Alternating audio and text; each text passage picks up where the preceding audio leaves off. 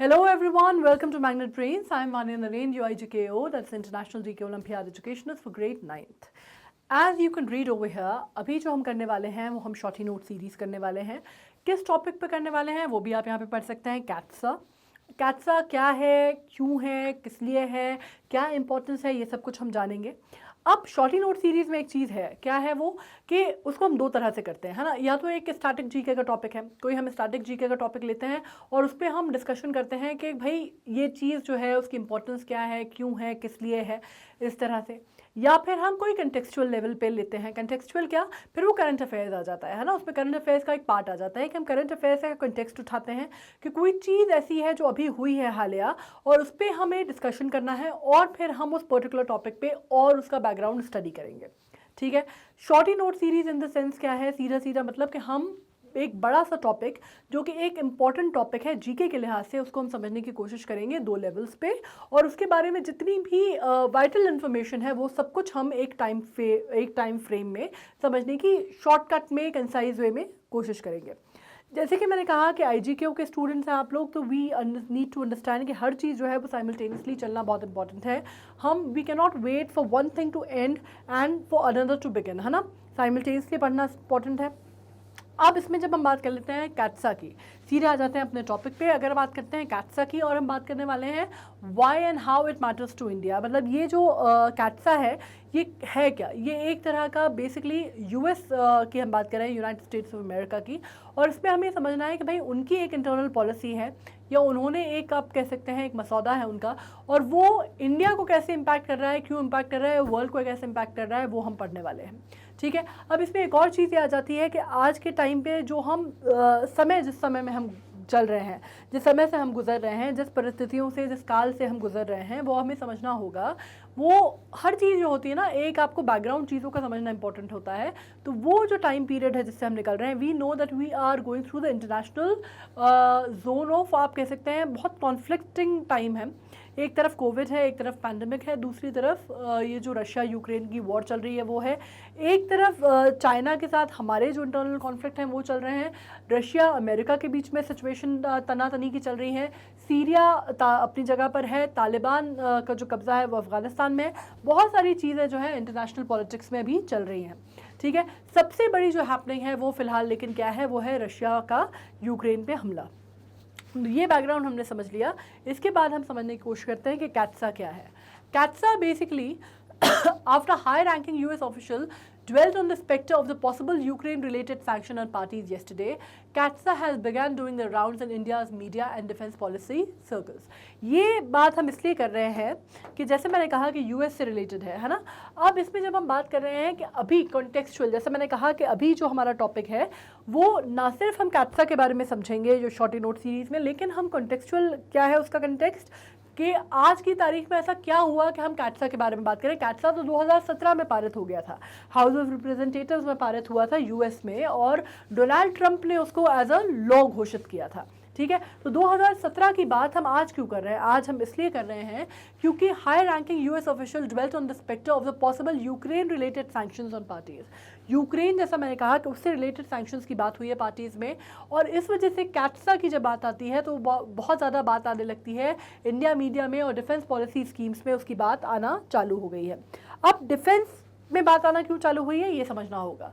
इसके लिए आपको एक बैकग्राउंड समझना होगा कि जब हम रशिया की बात करते हैं तो रशिया जो है वो इंडिया का सबसे बड़ा डिफेंस सप्लायर रहा है। ठीक है। मतलब हमारे यहाँ का जो टोटल डिफेंस है, मैकेनिक्स अगर हम बात करते हैं तो कंपोनेंट्स की अगर हम बात करते हैं तो सबसे बड़ा जो डीलर रहा है हमें डिफेंस सप्लाईज प्रोवाइड कराने का, जहाँ से हम इंपोर्ट करते हैं, वो रशिया है। ये चीज़ क्लियर है। रशिया और US के संबंध कितने खींचातानी के चलते हैं वो भी चीज़ हमें बहुत क्लियर है कि मतलब एक तरह से देखा जाए तो ये वर्चस्व की लड़ाई है ना। दोनों सुपर पावर्स हुआ करते थे। एक टाइम पे था जब रशिया जो था, USSR जब वो हुआ करता था तो अमेरिका से बहुत ऊपर हुआ करता था, यूनाइटेड स्टेट्स ऑफ अमेरिका से। ठीक है। फिर 1990 में जब USSR का विक्टन हुआ, है ना, 1990 में USSR का विक्टन हुआ, अलग अलग छोटी छोटी कंट्रीज बनी जिसमें से यूक्रेन भी एक थी। तो रशिया सबसे बड़ी कंट्री के तौर पे उभरा उस विक्टन के बाद, लेकिन उसका जो पावर था, जो उसकी डोमिनेंस थी, जो उसका वर्चस्व था, वो काफ़ी नीचे आ गया। यूएस उस टाइम तक हावी हो चुका था। तो आपको, अगर आप ये समझते हैं वर्ल्ड वॉर 1 वर्ल्ड वॉर 2 का जो जिस तरह की जो अलाइंस बनी थी, जिस तरह के जो गुट बने थे, अगर वो आप समझते हैं तो आप ये जानते हैं कि when we are talking about Russia and America, we are always talking about 2 countries जो कि बहुत पावरफुल कंट्रीज थी, बहुत बड़ी कंट्रीज थी, लेकिन हमेशा 2 ऑपोजिट एंड्स पे थी। ठीक है, अब कोल्ड वॉर जब चली सेकेंड वर्ल्ड वॉर के बाद, तो बहुत लंबे टाइम तक चली, लेकिन फिर भी आप कह सकते हैं कि 1990s में आप एक तरह से कह सकते हैं कि कोल्ड वॉर फॉर्मली ख़त्म हो गई।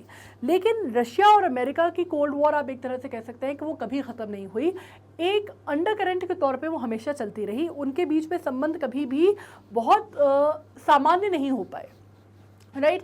तो ये माना जाता है इकोनॉमीज़ का कि या तो वो प्रो अमेरिकन है या प्रो रशियन है। इस तरह की बातें हमेशा से हुई कि भाई अमेरिका का सपोर्ट जो है वो चाइना को है, रशिया का सपोर्ट जो है वो इंडिया को है, या रशिया के साथ इंडिया ज़्यादा फ्रेंडली रिलेशन शेयर करता है, चाइना जो है अमेरिका के साथ करता है। इस तरह की चीज़ें होती हैं। ऑफकोर्स ये चीज़ें जो होती हैं कुछ अनकही चीज़ें होती है।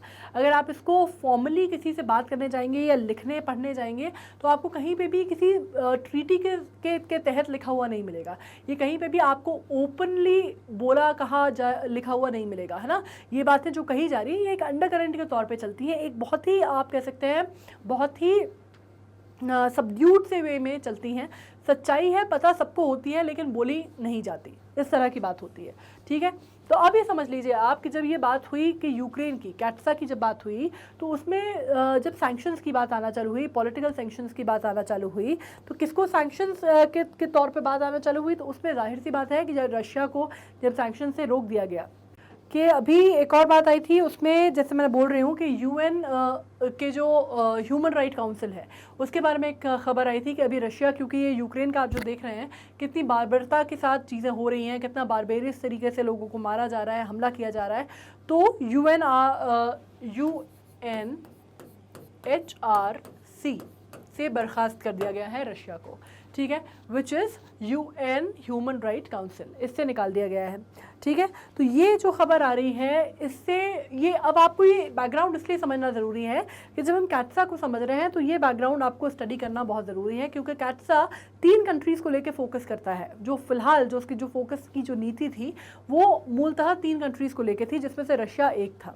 ठीक है, हम ये समझ लेते हैं कि अगर कैट्सा की बात करते हैं और वो हमें क्यों मैटर कर रहा है। अब कैट्सा यूएस लॉ है, जैसा मैंने कहा कि 2017 में हाउस ऑफ रिप्रेजेंटेटिव में प्रेजेंट हुआ था। उसके बाद इसको 2017 में ही डोनाल्ड ट्रंप ने इसको पारित किया और finally it was enforced as law. ठीक है, अब इसका जो फुल फॉर्म है वो क्या है, वो फुल फॉर्म है इसका countering America's adversaries through sanction acts. मतलब नाम से ही समझ में आ गया। ठीक है, अब ये जो बैकग्राउंड मैंने इतना दिया वो समझ में आ गया होगा कि इतने बैकग्राउंड की ज़रूरत क्या थी। हाँ, तो अब अमेरिका के जो एडवर्सरीज हैं उनको काउंटर करने की बात है किसके ज़रिए, सैंक्शन एक्ट्स के ज़रिए। तो अभी आपने रशिया में सुना होगा ना कि जब सैंक्शन है तो यूएस ने सैंक्शन जो है वो कर्टेल ऑफ कर दिए हैं, आपने न्यूज़ में सुना होगा, है ना। तो इसी से रिलेटेड ये बात हो रही है। ये बात हुई है 2017 में, 2017 से बातें होना चालू हो गई थी। ये बहुत सालों पहले से रही थी, लेकिन 2017 में क्या हुआ कि 2016 में, एक्चुअली 2014 से पकड़ते हैं अपन बात को। 2014 में जब रशिया का यूक्रेन पे जो हमला और जो उसका जो तैयारी थी वो एक समझ में आने लग गई थी नीयत। क्रीमिया को उसने अनेक्स कर लिया था, ये भी चीज़ क्लियर थी। ठीक है, अब उनके बीच में क्या था, ऑयल और गैसेस को लेके बहुत ज़्यादा फाइट थी जो कि EU में एक्सपोर्ट की जाती थी। उसको लेके रशिया को अपना एक उस पर्टिकुलर एरिया में अपना कंट्रोल चाहिए था, दबदबा चाहिए था। ठीक है, यहाँ से प्रॉब्लम चालू हुई। उसके बाद 2016 में एलिजिडली पता चलता है कि जो US इलेक्शन हुए उसमें रशिया की मेडलिंग का आरोप लगा कि भाई US के इलेक्शंस को इंटरफेयर करने की रशिया ने कोशिश की, प्रेसिडेंशियल इलेक्शन को। तो उसके बाद फाइनली 2017 में ये हुआ कि भाई ये लॉ जो है ये हाउस ऑफ रिप्रेजेंटेटिव में प्रेजेंट किया गया और इसको उसी साल जो है डोनाल्ड ट्रंप ने इसको लॉ में घोषित कर दिया। ठीक है, बिल जो था वो पारित किया गया था, बिल जो था वो पेश किया गया था हाउस ऑफ रिप्रेजेंटेटिव में, और लॉ जो है वो बिल को डोनाल्ड ट्रंप ने उसको पारित कर दिया। ठीक है, अब इसमें बात ये हुई थी कि ये under this federal law American government can impose sanction on any country that has significant transaction with Iran, Korea and Russia. जैसे मैंने कहा कि 3 कंट्रीज थी इसकी मेजर। ठीक है, उसमें कौन कौन सी थी, Iran, north Korea and Russia. तो इसमें क्या था कि इस बिल के तहत या इस लॉ के तहत वो किसी भी इन कंट्रीज़ को सैंक्शन जो है वो दे सकता है, इम्पोज कर सकता है सैंक्शन को, जो कि कोई भी सिग्निफिकेंट ट्रांजैक्शन करती हैं इन 3 मेजर कंट्रीज़ के साथ जो उसकी अमेरिका की एडवर्सरीज है। ठीक है, अब इसमें क्या हुआ, ये करने का मतलब था कि economic and financial penalties for any nation that transact with Russia on arms. इसके बाद इसने कहा कि भाई हम इकोनॉमिक और फाइनेंशियल दोनों ही तौर पर, मतलब आप एक मान सकते हैं कि हम एक तरह की पेनल्टी जो है वो लिवाई करेंगे अगर कोई भी देश, कोई भी नेशन, कोई भी कंट्री किसी भी तरह का डिफेंस समझौता रशिया के साथ करती है या डिफेंस डीलिंग्स रशिया के साथ करती है। अब आपको समझ में आया कि इंडिया कहाँ से आ गया इसमें बीच में, कि कैट्सा हम क्यों, यूएस का एक लॉ पढ़ रहे हैं, ऐसे यूएस में बहुत सारे लॉ हुए पारित, हम क्यों उसके बारे में पढ़ रहे हैं, हम इसलिए पढ़ रहे हैं क्योंकि यहाँ हम सीधे पिक्चर में आ जाते हैं। ठीक है, अब the law has been in force since August 2017। इस पर आपको बता ही दिया कि डोनाल्ड ट्रंप ने इसको बिल को पारित करके लॉ में कन्वर्ट कर दिया, लॉ बन गया। अब जब इसकी बात करते हैं तो exactly that the official talks about, अब इसमें बात मुद्दे पे आते हैं कि भाई यूएस ने बेसिकली बोला क्या, जिसके बारे में आज हम इसके बारे में चर्चा कर रहे हैं। Donald Liu, Assistant Secretary of State for South and Central Asia, told members of the Senate Foreign Relations Subcommittee on the Near East, South Asia, Central Asia and Counterterrorism that it was for President Joe Biden to decide whether to apply or waive CAATSA sanction on India.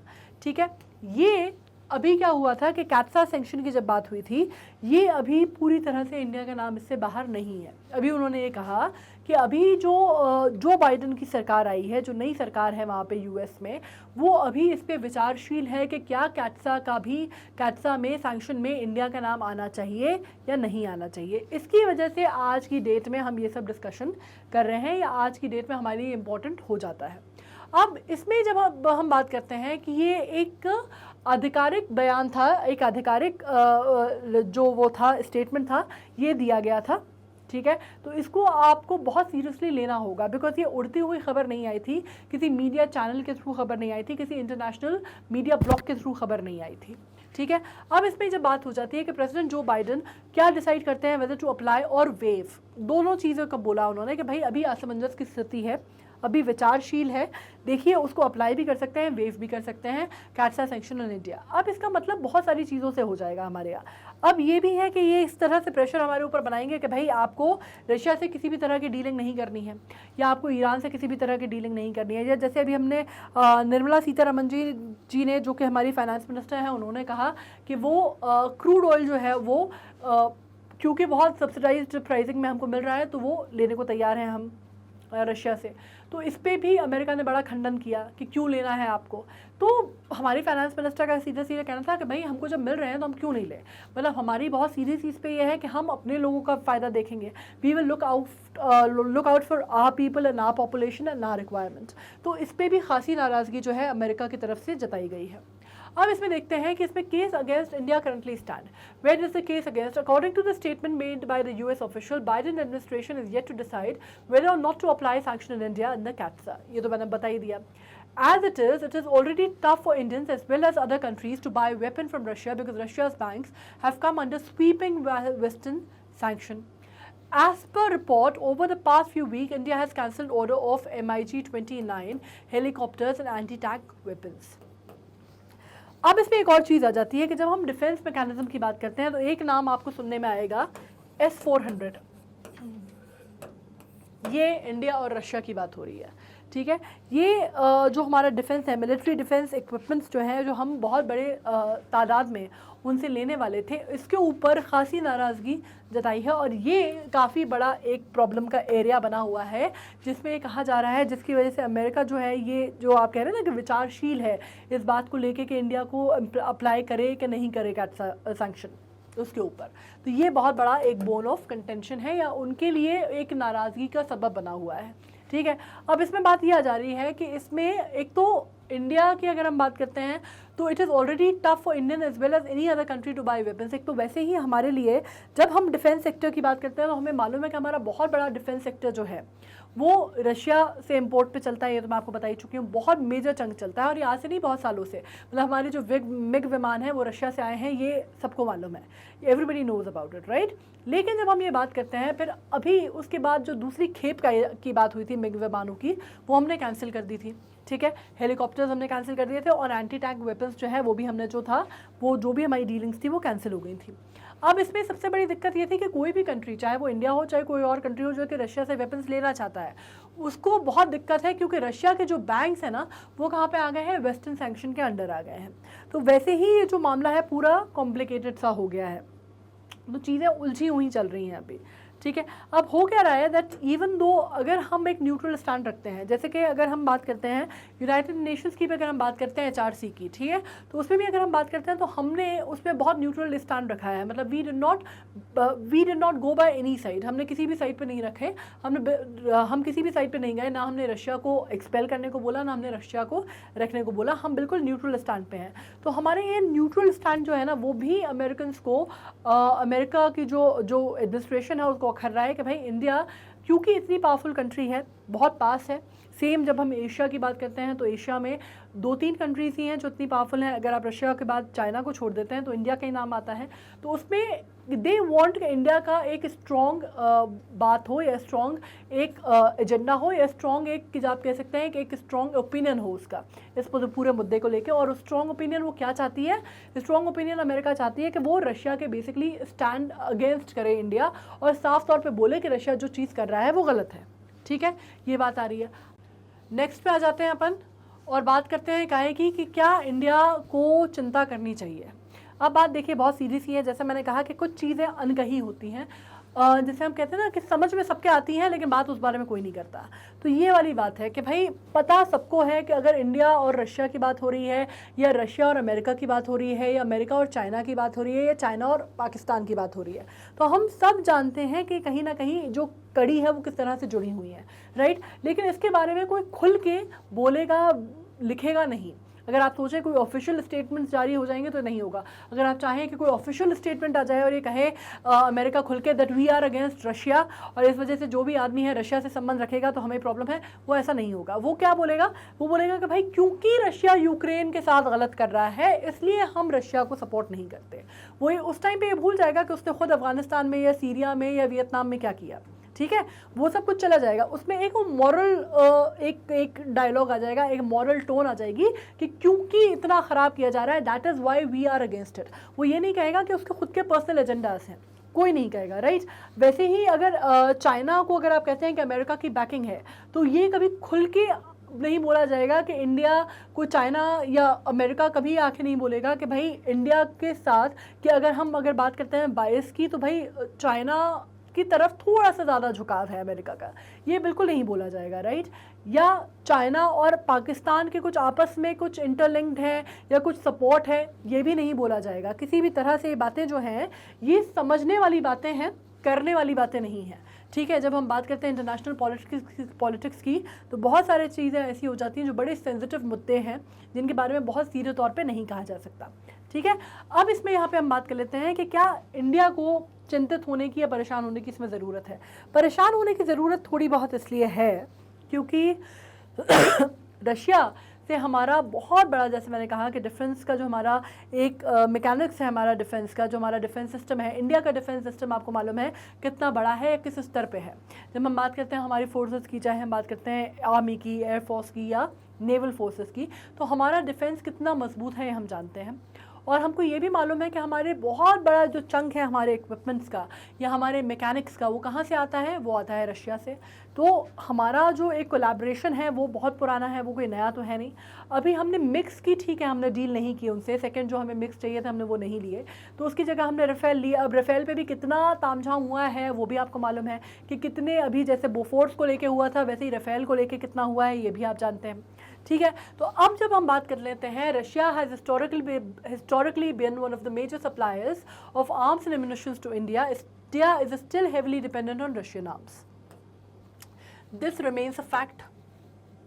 कि हम कितना भी अगर बात कर लें कि हम डिपेंडेंट होने की या हम सेल्फ रिलायंट होने की, ये सच्चाई है जिसको हम नकार नहीं सकते। बाकी हम इंटरनेशनल सौदे और भी कर रहे हैं, और भी कंट्रीज से कर रहे हैं, लेकिन हमारी डिपेंडेंसी आज भी सोल अगर हम रशिया पे देखते हैं तो काफ़ी ज़्यादा है। और इसको सिर्फ हमारी एक बात नहीं है कि सिर्फ हम एक सेक्टर में सेल्फ रिलायंट होने की बात नहीं कर रहे। एक तो हमारा डिफेंस बहुत बहुत व्यापक है, बहुत बड़ा है, ठीक है। तो उसके लिए आप ये एक्सपेक्ट करें कि भाई पूरा का पूरा डिमांड जो है, जितनी भी रिक्वायरमेंट है वो इन हाउस या इन मैन्युफैक्चरिंग यूनिट जो है, जो हमारे जो घरेलू मैन्युफैक्चरिंग यूनिट है उससे पूरी हो जाए, तो वो तो पॉसिबल नहीं है। एक्चुअली वो किसी भी कंट्री के लिए पॉसिबल नहीं होता कि पूरी तरह सेल्फ सफिशिएंट हो जाए या सेल्फ रिलायंट हो जाए। कंट्रीज़ एक दूसरे के ऊपर निर्भर होती ही हैं। जैसे मैं हमेशा बोलती हूँ कि सिम्बायोटिक रिलेशंस कंट्रीज़ के बीच में चलते हैं, उनके बीच में इसी वजह से समझौते होते हैं, ट्रीटीज़ होती हैं, जिसको हम बोलते हैं पैक्ट साइन किए जाते हैं, ठीक है। तो अभी रशिया के ऊपर जो है हमारा, अगर हम उसको नीचे भी लाने की कोशिश करते हैं, धीरे धीरे उसको थोड़ा सा कम करने की कोशिश करते हैं। अगर आप देखेंगे तो क्रीमिया पे जब जो एनेक्स किया है रशिया ने, उसके बाद अगर आप देखेंगे तो काफ़ी कोशिश की गई है, काफ़ी तौर पे कोशिश की गई है। अगर आपको इसका कहीं नहीं भी मिलता है, अगर आप इसको नहीं भी पढ़ पा रहे हैं, तो अगर आप स्टडी करेंगे कि किस तरह के समझौते हुए हैं या किस तरह से काम किया गया है, तो आप देखेंगे कि बहुत सारी चीज़ों को मिनिमाइज़ करने की कोशिश की जा रही है। लेकिन उसको पूरी तरह आप नल तो नहीं कर सकते, है ना, पूरी तरह आप उसको ख़त्म तो नहीं कर सकते। तो आपकी डिपेंडेंसी अभी भी है। तो Russian arms makeup for half of the total military import, ये तो मैं आपसे बोल ही चुकी हूँ। ये पर्टिकुलर डेटा के ऊपर है, मतलब ये हवा की बात नहीं है, ये एक डेटा पे बेस्ड है कि हमारी कम से कम आधी या आधी से कम, तो आप 40% तो ये मान के चलते ही हैं। 40% मान के चलिए, आप 40% मान के चलिए कि हमारा जो डिफेंस का इंपोर्ट है वो रशिया से होता है, ठीक है। As thing stand the Ukraine situation has the potential to significantly reduce India's wiggle room in this matter. अब क्योंकि रशिया और यूक्रेन का इतनी बड़ी जंग छिड़ गई है, इतना बड़ा वो जिसको आप बोलते हैं कि इतना बड़ा कॉन्फ्लिक्ट छिड़ गया है कि पूरी दुनिया उसमें इन्वॉल्व हो गई है। कोई भी कंट्री ये नहीं कह सकती कि हम उससे बिल्कुल पूरी तरह से अछूते हैं या बाहर है। तो ये तो मैं बात कर रही हूँ पूरे कंट्री की, मतलब हम बात कर रहे हैं इवन रिमोट लोकेशंस में जो कंट्रीज़ हैं उनकी भी हम ये नहीं कह सकते कि वो किसी तरह से भी इफेक्ट नहीं हुए हैं। प्राइसिंग में इफेक्ट हुए होंगे, इकोनॉमी इफेक्ट होगी, कुछ ना कुछ तो इफेक्ट हुआ ही होगा। तो हम तो बिल्कुल पड़ोस में बैठे हैं, तो हम तो बिल्कुल रशिया के नीचे बैठे हैं, राइट। हम तो बिल्कुल एशिया का हिस्से में हैं, और एशिया में अगर देखा जाए तो हम बहुत बड़ी इकोनॉमी है, तो हम तो इम्पैक्ट होंगे ही। तो हम तो ये बोल ही नहीं सकते कि दोनों ही जो कंट्रीज़ हैं वो एशियन रीजन में आती हैं तो हमारा इम्पैक्ट नहीं होगा, या हमारी इकोनॉमी उससे इम्पैक्ट नहीं होगी, या हमारे ऊपर उसका कोई असर नहीं होगा, ये तो हम बोल ही नहीं सकते। तो इंडिया के लिए तो आप कह सकते हैं कि दोनों ही तरफ से बहुत ही ख़तरनाक अभी सिचुएशन है, क्योंकि रशिया के जो हालात चल रहे हैं उनसे हमारा इम्पोर्ट जो है वो किसी न किसी तरह हैम्पर होगा। अमेरिका हमें बोल रहा है कि आपको सैंक्शन जो है वो आपको नहीं लेनी है, या आपको सैंक्शन वो कर दिया जाएगा, काटसा लगा दिया जाएगा आपके ऊपर। तो हम बड़ी अभी जिसको बोलते हैं ना बीच में झूले वाली स्थिति में है इंडिया। तो मतलब ना वो इधर जा सकता है ना वो उधर जा सकता है, इधर कुआं उधर खाई वाली स्थिति है। और ये सिर्फ हमारे साथ नहीं है, हम अकेले नहीं हैं इसमें सवार, बहुत लोग इसी उसमें सवार हैं कि ये नहीं समझ में आ रहा कि न्यूट्रल स्टैंड ले तो भी एक वो मुसीबत है, न्यूट्रल स्टैंड ना ले किसी एक तरफ चले जाएँ तो भी एक मुसीबत है। तो ये दिक्कतें अभी चल रही हैं। इसमें नेक्स्ट बात हम समझ लेते हैं कि कितना स्ट्रिक्ट लॉ है। तो कहा जाता है कि कैटसा बहुत ही स्ट्रिंजेंट लॉ है, बहुत ही टफ लॉ उन्होंने बनाया है, ठीक है। और कंटेक्स्ट में अगर हम यूक्रेन वॉर की देख लेते हैं तो वो ऑथराइज कर सकता है imposition of the strict sanction on countries that bye defence hardware from Russia. अब वो क्या कह रहा है कि वैसे ही एक तो 2017 से ही वो कह रहा था कि भाई अगर सैंक्शन इम्पोज किए जाएंगे उन कंट्रीज़ पे जो कि एडवर्सरीज हैं इंडिया की, अमेरिका की, और उसमें से कौन से नाम लिए उसने, ईरान के, नॉर्थ अमेरिका के और रशिया के, नॉर्थ कोरिया के और रशिया के, सॉरी, है ना। तो अब तो 2017 के बाद तो उसने बात बोली थी जिस पर उसको बहुत क्रिटिसाइज भी किया गया। मतलब अगर आप जर्मन और ऑस्ट्रिया की बात करते हैं तो उन्होंने बहुत खुलेआम क्रिटिसाइज़ किया था इसको। उसके बाद अगर आप फ्रांस की बात करते हैं, फ्रांस ने भी क्रिटिसाइज़ किया था इसको। अगर आप इंडिया की बात करते हैं तो इंडिया ने मसौदे किए ही थे जो कि रशिया से थे, और इनफैक्ट ईरान के साथ भी 2 कंपनीज थी जिनके साथ किया था, जिसमें कैटसा को ओवरलुक किया गया। तब भी उन्होंने बड़ा, जो उसको कहा गया कि बड़ा सख्त रवैया अपनाया था कि भाई अगर आप ईरान से इंपोर्ट करेंगे, अगर आप ऑयल्स वगैरह, तो हम उस पर भी आप पे सैंक्शन लगाएंगे। तो अब उन्होंने हमको धमकी दी। उसके बाद रशिया से भी जो हमारे समझौते चल रहे थे उस पर भी उन्होंने हमसे कहा कि भाई हम आपको आड़े हाथों लेंगे। तो हमने उस टाइम पे नज़रअंदाज किया। अब क्या हुआ है कि अब सिचुएशन थोड़ी सी चेंज हो गई है। क्यों चेंज हो गई है? क्योंकि अब उनके पास एक ह्यूमन ह्यूमन राइट्स को लेके वो एक मुद्दा बना दिया उनने कि हम इस वजह से अगेंस्ट है रशिया के, क्योंकि वो यूक्रेन के साथ ऐसा ऐसा कर रहा है। जैसे मैंने आपसे कहा राइट, कि एक तरह से उसके लिए एक एलिबाय है, एक तरह से उसके लिए अपनी बात को सही साबित करने का तरीका उसने निकाल लिया है, एक मेजर है, क्योंकि करना वो हमेशा से यही चाहता था। आज की डेट में उसके पास एक आसान तरीका उसने निकाल लिया है कि भाई अब तो मॉरल रिस्पॉन्सिबिलिटी है हमारी, मॉरल ड्यूटी है हमारी कि वो यूक्रेन के साथ जो कर रहा है उसके बाद कैसे हो सकता है। तो अब अगर जो भी कंट्री जो है वो रशिया के साथ काम करेगी, हम उस पर कड़े सैंक्शंस वो करेंगे या इम्पोजिशन करेंगे हम स्ट्रिक्ट सैंक्शंस का, ठीक है। तो इस वजह से अगर हम देखते हैं तो हमारे लिए थोड़ी सी मुश्किल अभी भी है। अब रशिया कहाँ से आ जाता है इसमें? जैसा मैंने कहा है कि हम ये ऑलरेडी डिस्कस कर चुके हैं कि रशिया इसकी वजह से आ जाता है क्योंकि भैया पहले से ही संबंध खराब थे, अच्छे मधुर संबंध तो कभी से भी नहीं थे, हमेशा से ही दिक्कत थी, वर्चस्व की लड़ाई हमेशा से थी, कोल्ड वॉर आप कह सकते हैं कि कभी भी ख़त्म नहीं हुआ, वर्ल्ड वॉर सेकेंड ले लीजिए, वर्ल्ड वॉर 2 ले लीजिए, फर्स्ट ले लीजिए, 2 ले लीजिए, दोनों के टाइम पे आप कह सकते हैं कि बिल्कुल 2 अलग अलग एक्सेस का हिस्सा थे, ठीक है। उसके बाद बिल्कुल जिसको आप बोलते हैं last nail in the coffin क्या हो गया? Last nail in the coffin हो गया कि जब एनेक्सेशन हुआ 2014 में क्रीमिया का, ठीक है। हालांकि इसका देखा जाए तो यूएस का कोई लेना देना नहीं था क्रीमिया के एनेक्सेशन से, ठीक है, लेकिन क्या था कि उनको क्योंकि एक बात उनको अपनी बोलनी है, उनको कहनी है, तो उन्होंने इसको बहुत बड़ा मुद्दा बना दिया, उन्होंने इसको एज अ मुद्दे के तौर पे उछाल दिया कि हम तो इस वजह से कह रहे हैं, ठीक है। उस टाइम पे वो सब भूल गए कि उन्होंने अपनी लाइफ में क्या क्या किया है, या उन्होंने मतलब जिसको कहते हैं ना कि अपने गिरबान में झांक के नहीं देखा उन्होंने कि उन्होंने क्या क्या किया हुआ है। इस पे उन्होंने मुद्दा बना दिया 2014 में। उसके बाद उन्होंने क्या मुद्दा बना दिया? सबसे बड़ा मुद्दा उनका आया 2016 में, जिसको हम बोलेंगे कि भाई ये जो है, इसके बाद आप 2 रीजंस जो आप ले डाउन करेंगे अगर कैट्सा के, तो क्या है कि उससे कहा कि भाई 2016 के जो यूएस प्रेसिडेंशियल इलेक्शंस थे उसकी जो मेडलिंग है उसमें बहुत ज़्यादा, जिसको आप कहते हैं इंटरफेरेंस, और उसमें जो गड़बड़ियां हैं वो रशिया ने पैदा करने की कोशिश की, और ये इस वजह से उन्होंने कहा कि अब तो हम 2017 में कैट्सा जो है वो लॉन्च करेंगे, और कैट्सा जो है हम इम्पोज करेंगे, और कहाँ पे करेंगे? रशिया पे, नॉर्थ कोरिया पे और ईरान पे, ठीक है, जो कि इसके बेसिकली तीनों बहुत बड़े एडवर्सरीज हैं। अब is this India's first brush with respect of these sanction? No. क्या ये पहला है सैंक्शन? No. इसके साथ पहले भी हो चुका है। जैसे मैंने आपसे कहा S-400 आपको मालूम है ना, मैंने लिखा था कि बहुत बड़ा एक रूट कॉज है जब इंडिया के साथ प्रॉब्लम का, या इंडिया के ऊपर जो उनको दिक्कतें हैं उसका। अब इस पर अपन पढ़ लेते हैं इसको।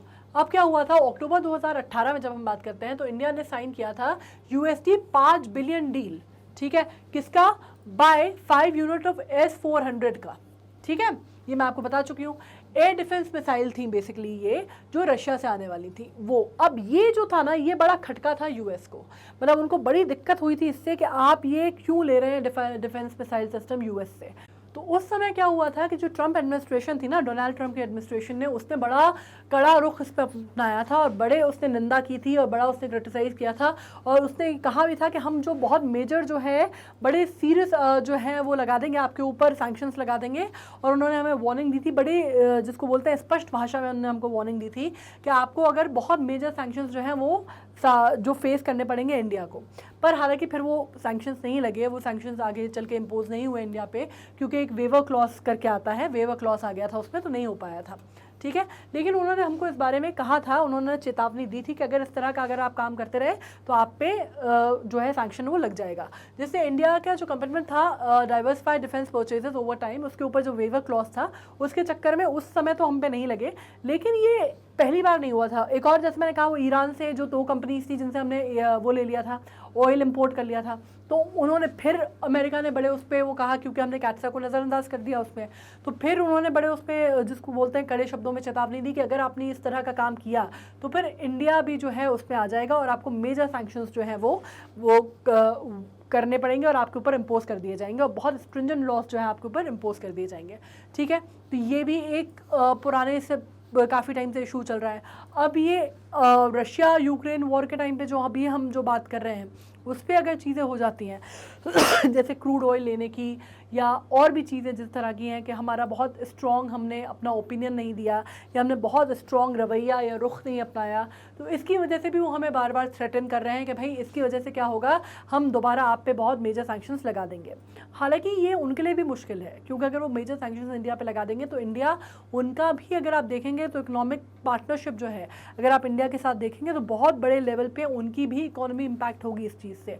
और इसी वजह से जो बाइडेन की जो सरकार है वो कह रही है कि भाई अभी ये विचारशील है, लेकिन अगर आपने ऐसा नहीं किया तो आपके ऊपर इस तरह का आपको भुगतना पड़ सकता है। अब इसमें बाकी कंट्रीज़ जो हैं जिन्होंने कैट्सा फेस किया है वो कौन कौन सी है, हम बात कर लेते हैं। ठीक है, कैट्सा सैंक्शन उन्होंने फेस किया है, ये भी अगेन उसी के ऊपर किया था, टर्की के ऊपर हुआ है फिलहाल। ठीक है, कैट्सा सैंक्शन आया है क्योंकि अगेन वही जो परचेज है ना S-400 मिसाइल डिफेंस सिस्टम की, वो उन्होंने लिया था। ठीक है, हमें तो वो उन्होंने बोल के रह गए वो, लेकिन इनके ऊपर उन्होंने इम्पोज कर दिया है टर्की के ऊपर। ठीक है, तो इस तरह से आप एक चीज़ समझ सकते हैं कि जब ये सैंक्शन इम्पोज करने की बात हो रही है, वो हमें क्यों इम्पैक्ट कर रहा है, या हमें किस तरह इम्पैक्ट कर रहा है, या हमें इन लॉन्ग रन कैसे इम्पैक्ट करेगा। और मैं बता दूं आपको कि सिर्फ हमें इम्पैक्ट नहीं करेगा, अगर ये सैंक्शन हम पे इम्पोज कर देते हैं तो इनको भी इम्पैक्ट करेगा, ये अमेरिका के मार्केट को भी इम्पैक्ट करेगा, ये उसकी इकोनॉमी को भी इम्पैक्ट करेगा। और ये बहुत अच्छी तरह वो जानते हैं कि इंडिया को अंडरमाइन नहीं किया जा सकता जब हम इंटरनेशनल रिलेशंस की आज की डेट में बात करते हैं। तो अगर हम इंडिया की आज की तारीख में बात करते हैं तो अपना एक रोल है, अपना एक सिग्निफिकेंट रोल है जो वो इंटरनेशनल पॉलिटिक्स में प्ले करती है, वर्ल्ड इकोनॉमी में प्ले करती है। स्पेशली जब हम ये कोविड से उभरती हुई जो इकोनॉमी है, इसमें इस तरह के अगर इम्पोजिशन होंगे, इस तरह की चीज़ें आएंगी तो किसी एक को नहीं होगा, हाथ दोनों तरफ के जलेंगे। ठीक है, तो ये बात क्लियर है। लेकिन अभी जब हम ये बात करते हैं ना कि अमेरिका की जो पॉलिसीज़ हैं, अमेरिका बेसिकली अभी क्या चाह रही है कि वो किसी तरह से रशिया को अलग थलग कर दिया जाए। और क्योंकि बहुत अच्छा मुद्दा मिल गया है, रशिया यूक्रेन का जो वॉर है, ये उसको एक बहुत अपर हैंड वाला मुद्दा मिल गया है, जिसपे वो ह्यूमन एक ह्यूमन रिलेशंस की और ह्यूमन रिएक्शंस की और ह्यूमैनिटेरियन ग्राउंड्स पे इस तरह की बातें करके उसको घेर सकती है। आपको ये समझना होगा कि वो घेर ज़रूर रही है रशिया को इस मामलों में, ये बात ज़रूर कर रहा है अमेरिका इस मामलों में, लेकिन यू हैव टू अंडरस्टैंड कि उसकी जो इकोनॉमी जो उसको घेर ज़रूर रही है, लेकिन वो खुद भी कोई बहुत दूध के धुले हुए नहीं है। ये तो दुनिया जानती है कि अमेरिका की अगर हम बात करते हैं डिस्पोटिज्म की, अगर हम उनकी बात करते हैं अथॉरिटेटिव बिहेवियर की, तो उस पर अमेरिका से ज़्यादा किसी का भी आप कह सकते हैं कि इंटरफेरेंस की अगर हम बात कर लें कि अगर भाई रशिया के इंटरफेरेंस से उसको दिक्कत है, तो जितना इंटरफेरेंस अमेरिका का रहा है इंटरनेशनल रिलेशंस में, उतना तो शायद अभी तक किसी भी कंट्री का नहीं रहा है।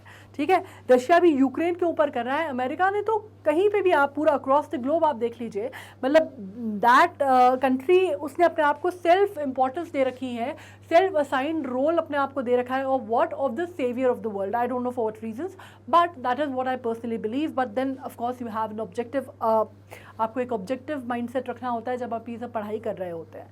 ठीक है, तो हमने बहुत ऑब्जेक्टिवली भी मेरे ख्याल से हमने ये बात समझने की कोशिश कर ली कि क्यों हो रहा है, किस लिए हो रहा है।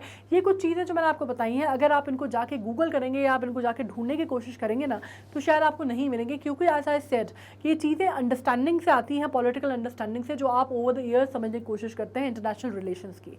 ये चीज़ें लिखी पढ़ी बोली जाने वाली नहीं है। ठीक है, ये कहीं पे भी आपको लिखित उसमें नहीं मिलेगी। आप अगर आप चाहे आप CNN की साइट देख लीजिए, चाहे आप रॉयटर्स की साइट देख लीजिए, कोई भी आपको ये बहुत खुले शब्दों में ये बातें नहीं बोलेगा, समझ में सबके आती हैं, एज आई से, राइट। अब इसके साथ हम आ गए एंड पे। आई एम होपिंग कि आपको कैट्सा समझ में आया होगा और हमने उसको क्यों पढ़ा, क्यों डिस्कस किया, हमें वो कैसे इम्पैक्ट करेगा, इंडिया का क्या रोल हो सकता है, क्या उसके रिपरकशंस हो सकते हैं, वो आपको समझ में आए होंगे। अब अगर कोई चीज़ है जो कहीं कोई चीज़ रह गई है, नहीं समझ में आ रही है, what you need to do, आपको हमारी जानी है वेबसाइट पे magnetbrains.com।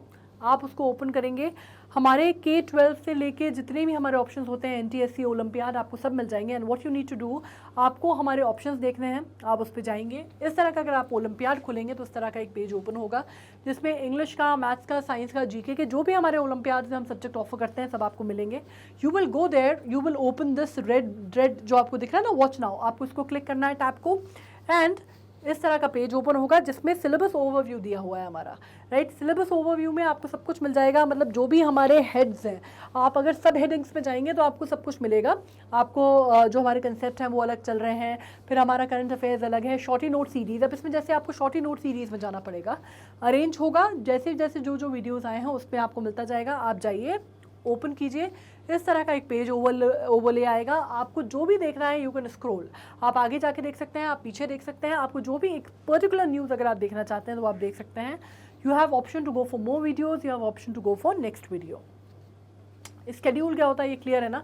मंडे ट्यूसडे वेंसडे आता है, हफ्ते में शुरुआती 3 दिन, मतलब सोमवार मंगलवार बुधवार। और कैसे करते हैं, सुबह 10 बजे से शाम के 7 बजे तक अलग अलग अंतराल में आते हैं वीडियोस। इसमें शाम के 7 बजे आता है IGKO का, जिसमें आप सेट कर सकते हैं, प्रीमियर देख सकते हैं, आप आइकॉन सेट कर सकते हैं, तो जब भी वो आएगा आपको क्लियरली दिख जाएगा, विजिबल होगा। अब बात करते हैं हम YouTube की। YouTube पे भी आपको बहुत क्लियर है ना कि हमारे जो भी, मतलब आप चैनल पे जाएंगे तो प्लेलिस्ट दी होती है, उसमें सब कुछ सीक्वेंस ऑर्डर में अरेंज्ड है, मतलब आपको कहीं पे भी कोई परेशानी, कोई हैपहैज़र्ड वे में नहीं होगा, ठीक है। अब आपको क्या करना है, हमारे जो भी अपडेट्स हैं वो आपको YouTube पे मिल जाते हैं। उसके अलावा हमारे जो भी चैनल्स हैं, मतलब जो भी आप समझ सकते हैं ना, सोशल मीडिया अकाउंट्स हमारे फेसबुक है, इंस्टा है, उस पर भी हमारे अपडेट्स मिल जाएंगे आपको। तो कोई भी चीज़ मिस नहीं होगी। कमेंट सेक्शन में लिख सकते हो, अगर कोई प्रॉब्लम है, कोई चीज़ है जो क्लियर नहीं है तो कमेंट सेक्शन में लिखो। मतलब अगर मुझे ऐसा लगता है और अगर आप लिखते हैं क्लियरली कि कोई चीज़ आपको समझ में नहीं आई है तो I always try to reply back to it. मैं हमेशा कोशिश करती हूँ मैं पर्सनली उसको रिप्लाई करूँ, तो हम उस तरह से भी वर्क कर सकते हैं, ठीक है। अब यूट्यूब पे आपको मालूम है ना कि आपको, जब हम मैग्नेट ब्रेन्स की बात करते हैं, we offer you free education. Why? Because हमारा एम्बिशन है कि भाई पढ़ाई जो है वो फ्री में एक्सेसिबल होनी चाहिए सबको, राइट। तो अब आपको क्या करना है, all you can do is you can like share and subscribe so that all the students जिनको पढ़ाई एक्सेसिबल नहीं है, जो जाके पढ़ नहीं पा रहे या कोचिंग्स में जाना पड़ता है, इंस्टीट्यूट्स में जाना पड़ता है, कम से कम उस चीज़ से उनको वो घर बैठे मिल सके, ठीक है। ये कंसेप्ट क्लियर है। इसके साथ हम अगली बार मिलेंगे किसी और कंसेप्ट के साथ। दोबारा अच्छे से एक बार पढ़ लेना, समझ लेना, दोनों चीज़ों में हेल्पफुल होगा आपको।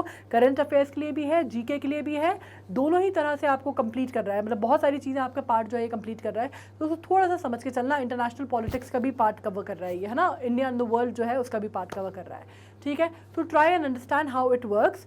और अपन मिलते हैं नेक्स्ट सेशन में कोई और टॉपिक के साथ, और तब तक by then you take care of yourself, study well and be good.